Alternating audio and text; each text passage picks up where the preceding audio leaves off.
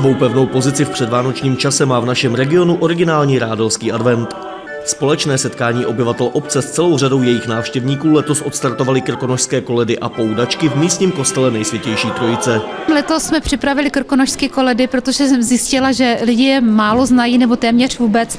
A ty krkonošské koledy jsou nádherné, mají v sobě kouzlo, půvab a jsou takové specifické, jsou jiné než ostatní koledy, protože většina z nich má nějaký příběh a vlastně vyjadřují ten život v Krkonoších dříve.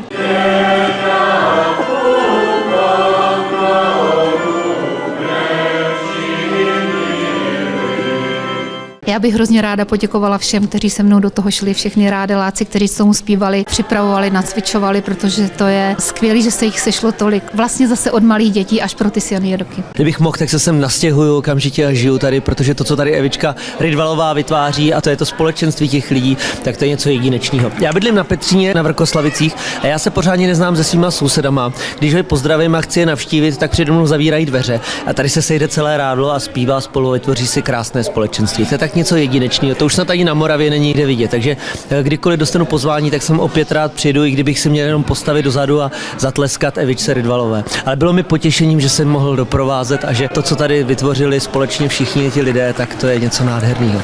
Tak takový by měly být Vánoce.